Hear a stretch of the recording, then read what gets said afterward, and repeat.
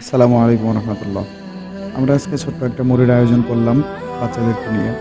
সাধারণত আমরা বৃহস্পতিবারের দিন মাদ্রাসা পরিষ্কারের কাজ করি।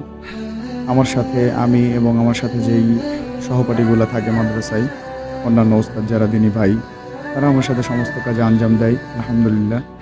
এই বৃহস্পতিবারে অনাকাঙ্ক্ষিতভাবে সমস্ত ওস্তাদ ছুটিতে গিয়েছে। এখন আমি একা মাদ্রাসায়, সাথে ২-৩ জন ছাত্র নিয়ে মাদ্রাসার কাজগুলো করলাম। করার পরে এই বাচ্চারা বলছিল যে আজকে একটা মুড়ি মাখার পার্টি হয়ে যাক। আমিও তো বাচ্চাদের সাথে যখন থাকি তখন বাচ্চাদের মতোই থাকি। আমিও বলে ফেললাম, আচ্ছা ঠিক আছে, আজকে পার্টি হয়ে যাক। এরপরে এগুলা খাবার-টাবার কিনে নিয়ে আসলাম। নিয়ে আসার পরে আমি মাখছিলাম আর তাদেরকে বলছিলাম যে, "শিখে রাখো, ভবিষ্যতে কাজে লাগবে।" তারপরে তারাও আনন্দের সাথে বলছিল যে, "ওস্তাদ, আপনি মুড়ি মাখার দোকান দিলে খুব ভালো চলবে।" পরে ভাবলাম যে দেওয়া যায় মুড়ি মাখার দোকান। পরে আবার চিন্তা করলাম, না থাক, শিক্ষক হিসেবে ভালো আছি। এই প্রফেশনটা সবথেকে ভালো।